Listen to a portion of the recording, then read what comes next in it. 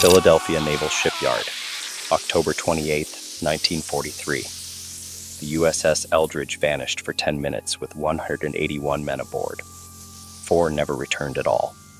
17 were found fused into the ship's metal bulkheads, still conscious, still screaming. The rest? Their minds shattered by horrors the human brain was never meant to process. From the depths of my collection, the War Maestro brings you a declassified nightmare, where men learned that some boundaries were never meant to be crossed. Blood-red clouds strangled the setting sun over Philadelphia Naval Shipyard on October 28, 1943.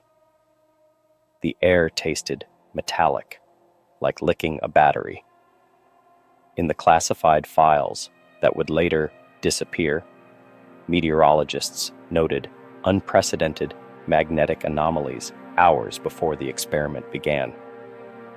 The USS Eldridge, DE-173, sat unnaturally still in the water, as if the harbor itself recoiled from her hull. Massive copper coils encircled her deck, technology that shouldn't have existed for decades. Naval records would later show the equipment requisitioned came from a lab with no official address, funded by accounts that were never traced. Ensign James Mercer's eyes burned as he watched German-accented scientists calibrate equipment that hummed at frequencies that made his fillings ache. At 24, the Yale-educated radio man had been specifically requested after working briefly with Einstein at Princeton, a detail absent from every official record of his service. "You feel it too, don't you, Jimmy?" whispered Petty Officer Charles Gorman, his usual Carolina drawl tightened with fear. "Like we're already being watched from inside our own heads." "This isn't about radar," Mercer muttered, watching the copper coils pulse with blue electricity. 3 birds had dropped dead on the deck that morning, their organs liquefied inside intact bodies. No one had cleaned them up. No one seemed to notice. Dr. Franklin Reno, the man whose real name appeared in no government database, checked his pocket watch. The inscription caught Mercer's eye: "Für die neue Physik," for the new physics. Reno's hands trembled as he made final calculations. Mercer passed Seaman Jenkins, retching quietly in a corner. "My shadow's wrong," Jenkins whispered, eyes wild. "It's moving before I do."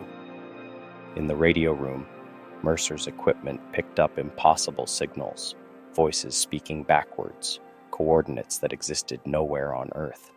The metal of the ship felt fevered against his palm as he steadied himself. Through the porthole, Philadelphia's skyline wavered like a mirage. "All personnel will remain at stations regardless of unusual phenomena," Captain Harrison's voice crackled, a tremor betraying his military stoicism. "You are witnessing—" Static consumed his words momentarily. "Essential to the war effort." The humming escalated to a bone-rattling shriek. Sailors clapped hands over bleeding ears. The air split open. Reality unraveled.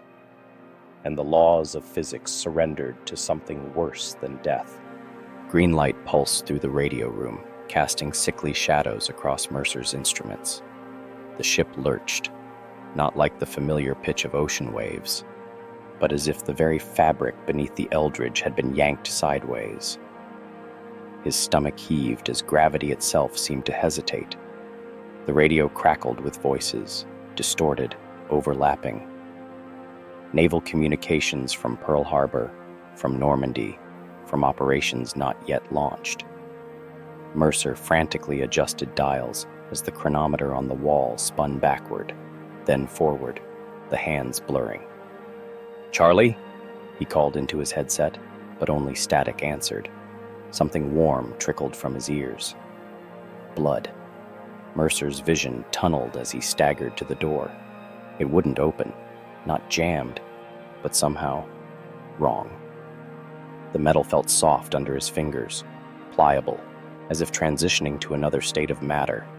A scream pierced the hull, inhuman in its duration. How could any sailor's lungs hold air that long? When it finally stopped, the silence felt even more horrifying. Mercer pressed his face against the small viewing window. The corridor outside existed in a greenish haze.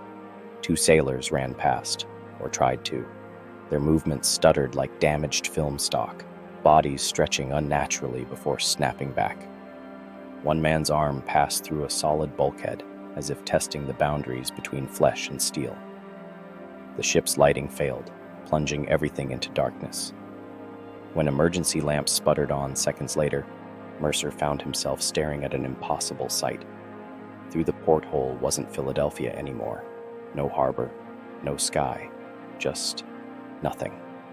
A perfect void that hurt his eyes to observe. "Mercer!" The voice in his headset was Charlie's, panic stripping away his accent. "Something's happening on the deck. Men are... Christ almighty, I can see through them." Static consumed the transmission. Mercer finally forced the door, its frame groaning as if wounded. The corridor pitched violently. Gravity shifted, sending him crawling along what had been the wall. The ship's steel felt fever-hot against his palms. He passed a storage compartment where 3 men huddled, reciting prayers in whispered unison. Their rosaries had melted into their fingers, beads embedded in flesh. A horrible retching sound drew his attention. Seaman Jenkins convulsed against a bulkhead, his shadow thrashing independently on the opposite wall. As Mercer watched in horror, Jenkins' shadow stepped fully away, a 2-dimensional silhouette that regarded its owner with eyeless malice before dissolving through the floor. Jenkins collapsed, eyes rolling back to reveal only whites. "They're watching us," he whispered, in the spaces between spaces. The ship shuddered again. The void outside the portholes rippled, and somewhere deep in the bowels of the Eldridge, Charlie screamed Mercer's name. Mercer navigated the transformed corridors of the Eldridge, each familiar passageway, now a funhouse nightmare of bent angles and impossible geometries.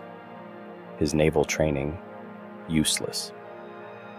No academy course covered what to do when bulkheads breathed, or when ladders led to different decks each time you climbed them. Chronometer fragments littered the floor. Each showed different times, different dates.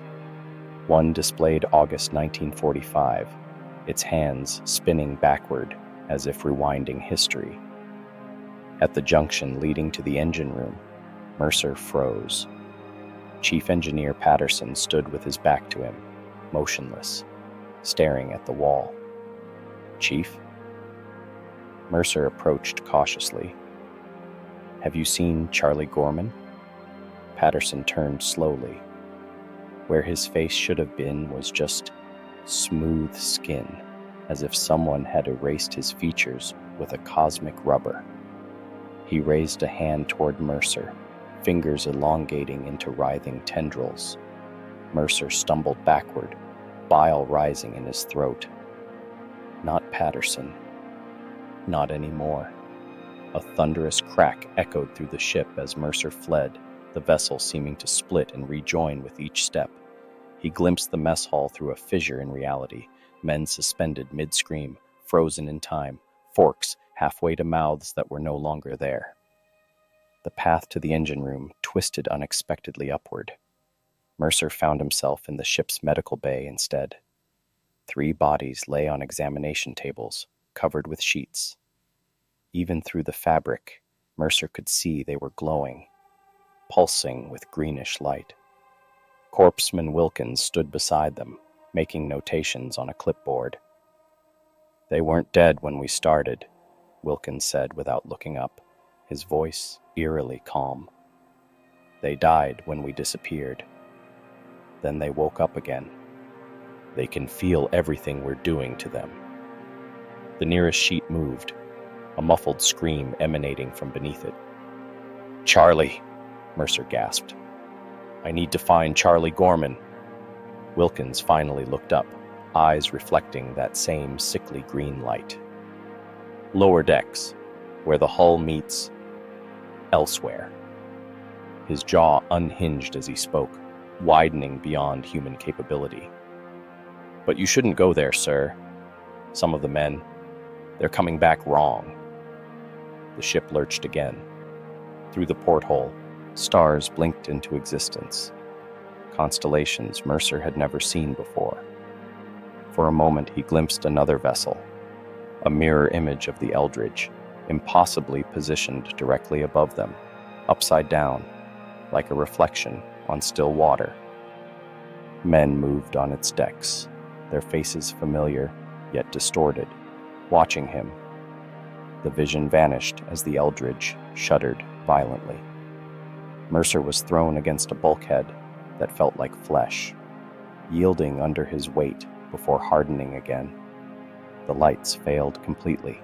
In the darkness, something touched his shoulder from behind, something with too many fingers. "Jimmy," Charlie's voice whispered, though it wasn't Charlie anymore. "I found what they were looking for." "Charlie?" Mercer spun around, but the thing wearing his friend's voice had vanished. Emergency lights sputtered to life, bathing the corridor in pulsing red. "All hands," Captain Harrison's voice rasped through the intercom, interrupted by bursts of static. "Report to... stay where?" The message deteriorated into a looping echo, the captain's words playing forward and backward simultaneously. Mercer staggered toward the lower decks, driven by the need to find Charlie, the real Charlie. The ship's layout had become a shifting labyrinth. Stairwells connected to rooms that shouldn't exist. Some compartments contained only darkness so absolute it seemed to swallow the emergency lights. In the crew quarters, Mercer found 5 sailors huddled together. Their faces were gaunt, aged decades in minutes. One rocked back and forth, fingernails bloody from scratching symbols into the metal floor, a crude diagram resembling the Eldridge, surrounded by concentric circles. "Lieutenant Walsh," Mercer recognized the senior officer among them. "What's happening to the ship?" Walsh looked up, his once dark hair now shock white. "Time is bleeding, Ensign. Some of us have been here for weeks. Others keep appearing and disappearing." He gestured to a young sailor whose form flickered like a faulty light bulb. "Anderson there has been dying for 3 days. Same moment, over and over." As if summoned by his name, Anderson convulsed, clutching his chest. His body stretched, features blurring before snapping back to normal, only to begin the process again. "I saw Charlie," Mercer said. "Something's wrong with him."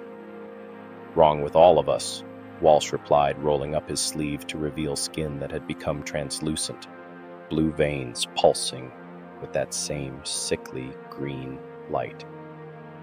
"The engineers who started the generators. They're part of the bulkheads now. Still conscious, still screaming." A metallic groan reverberated through the ship. The vibration triggered a shower of brass shell casings from the ceiling, ammunition that hadn't been loaded, from guns that hadn't fired. Through the door, Mercer heard footsteps approaching. A perfect military cadence. Too perfect. Too steady. "They're coming," Walsh whispered, terror distorting his features. "The Watchers. They board during each cycle." "Who? What Watchers?" Mercer demanded. "Men from naval intelligence, but..." Walsh's voice cracked. "They have eyes inside their eyes." The footsteps stopped outside the door. A perfectly manicured hand appeared at the window. 5 fingers splayed against the glass, then 6, then 7, as if reality were glitching. Mercer backed away. "I need to find Charlie."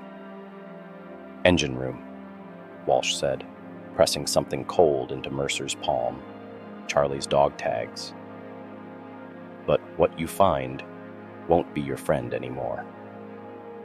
None of us are who we were before Philadelphia disappeared." The ship lurched again, and for one terrible moment, Mercer saw Philadelphia through the porthole, buildings burning, streets empty, as if the entire city had been abandoned. Then the view shifted to open ocean, then to star-filled blackness, then back to burning Philadelphia. "We keep jumping," Walsh explained, "back and forth. Time isn't linear anymore on the Eldridge, not since we crossed over." The perfect footsteps resumed, moving away. For now. Charlie's dog tags burned cold against Mercer's palm, the metal vibrating with an unnatural frequency. The engravings flickered between Gorman's service number and strings of coordinates that corresponded to no known location on any naval chart. The path to the engine room became a descent into madness. Gravity shifted with each step. Mercer found himself walking on walls, then ceilings, the ship's internal compass shattered beyond repair. Naval architecture twisted into a Salvador Dali nightmare. He passed the galley, where frozen sailors sat around tables covered with food that aged and rotted and rejuvenated in endless cycles. One cook repeatedly stirred a pot of soup that boiled and froze and boiled again, his movements a perfect loop, unaware of Mercer's presence or his own eternal repetition. The emergency lighting failed again, plunging Mercer into darkness, so complete it felt alive against his skin. He used his naval issue flashlight, its beam cutting weakly through a fog that hadn't been there seconds before. The beam caught something moving inside the wall itself, a human shape pressing against the metal as if it were a membrane. Fingers emerged, then a face, a radar technician named Miller. His lips moved silently, eyes wide with terror as the bulkhead slowly absorbed him back into itself. "I can't help you," Mercer whispered, the admission crushing him. Naval officers never abandoned their men, but what protocol existed for sailors becoming one with the ship? A blast of static erupted from the intercom system. Dr. Reno's voice cut through. "Fascinating results. Boundary between dimensions. Still receiving signal from Norfolk. Project success beyond."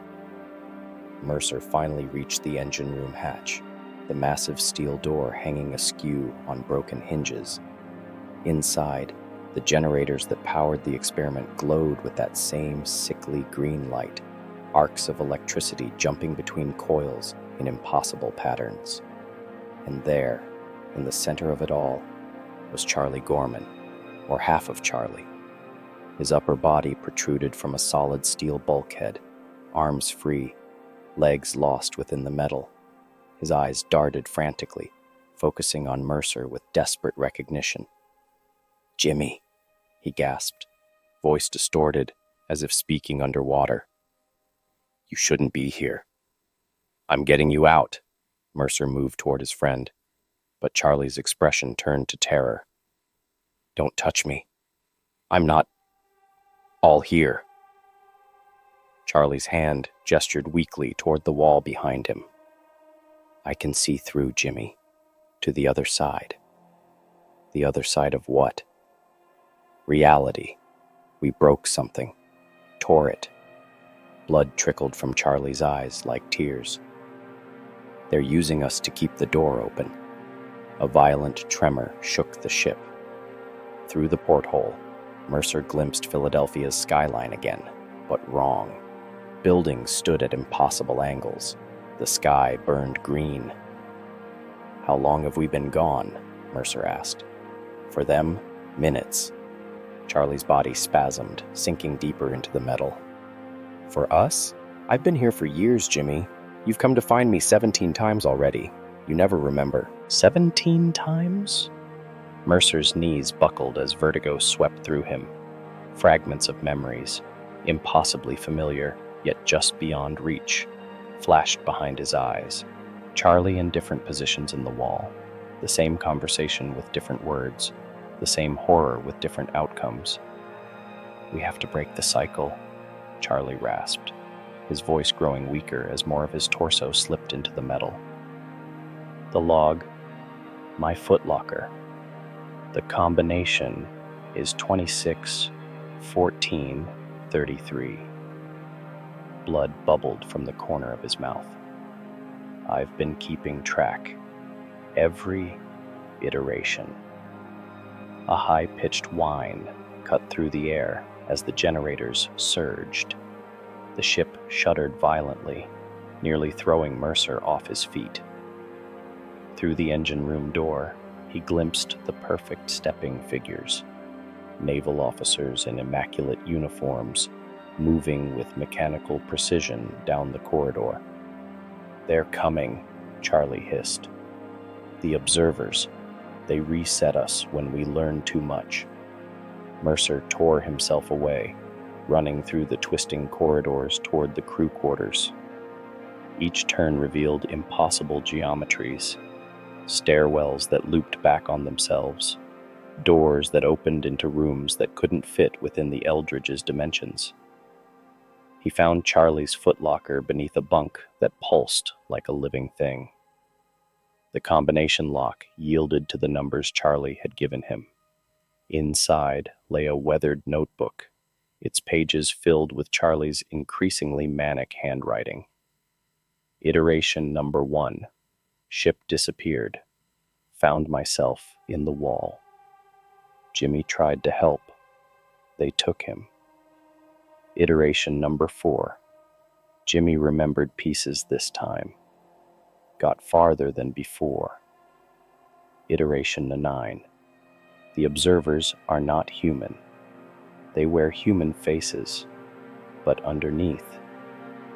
The entry trailed off into frantically scrawled diagrams of the ship, covered with annotations about weak points and return coordinates.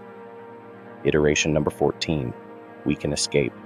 The ship will return to Philadelphia automatically after each test. But we need to disrupt the observers. Use the emergency transponder to broadcast on these frequencies. The ship lurched violently, sending Mercer sprawling. The notebook fell from his hands, pages fluttering. Outside, the void had been replaced by water. They were back in Philadelphia Harbor, the skyline visible through the porthole. Mercer scrambled to his feet. This was their chance. He grabbed the notebook and ran toward the emergency radio station. If he could broadcast on Charlie's frequencies, disrupt whatever held them. The radio room door hung open. Inside, Lieutenant Walsh sat at Mercer's station, methodically tapping out a message. He turned as Mercer entered, his face now a perfect, expressionless mask. "Ensign Mercer," Walsh said, his voice devoid of inflection. "The experiment is complete. Return to your station." Behind Walsh, through the porthole, Mercer could see naval personnel approaching the Eldridge on small boats. Their movements were too synchronized, too perfect. "You're one of them," Mercer realized, backing away. "You're not Walsh." "We are only observers," not Walsh replied. "Your participation has been noted." The notebook in Mercer's hand suddenly burned white-hot. He dropped it with a cry as it burst into flames, Charlie's desperate notes reduced to ash in seconds. Through the wall, Mercer heard Charlie scream, a sound cut short as the ship's emergency siren began to wail. Philadelphia Naval Yard, October 28, 1943.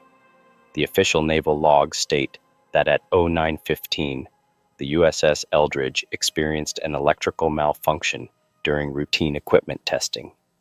No anomalies were reported. The experiment was deemed unsuccessful. Ensign James Mercer stood on the deck with the other surviving crew members as naval intelligence officers debriefed them. His memory fragmented, full of holes where horror once resided. The sun felt wrong on his skin. Colors seemed muted, sounds distant. "You experienced nothing unusual," the officer repeated, his eyes never blinking. "Equipment malfunction. Test concluded." Mercer nodded mechanically just like the others, but his hand clutched something in his pocket. Charlie's dog tags, still vibrating with that strange frequency, the metal ice cold against his skin. Charlie Gorman was listed as transferred in the official record. 17 other crew members similarly vanished from naval registers overnight. When Mercer asked about his friend, the words died in his throat. replaced by a crushing migraine that brought him to his knees.